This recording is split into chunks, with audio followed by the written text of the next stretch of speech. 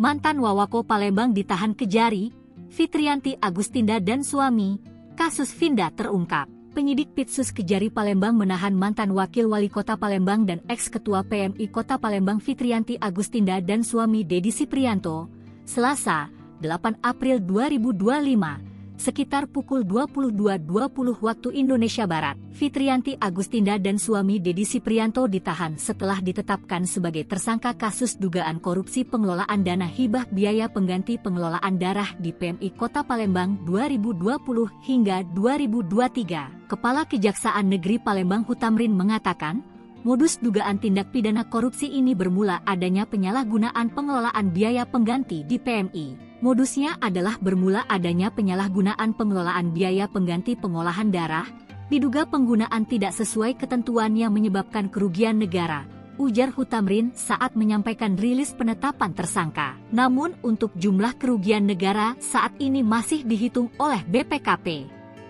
Berapa besar jumlah kerugian negara masih perhitungan BPKP, katanya. Kedua tersangka dijerat pasal 2 dan pasal 3 Jo pasal 18 UU nomor 31 tahun 1999. Setelah penetapan tersangka, keduanya ditahan selama 20 hari ke depan di tempat berbeda. Untuk tersangka FA di Lapas Perempuan kelas 2A Palembang sedangkan untuk tersangka di S Durutan kelas 1 Palembang, tandasnya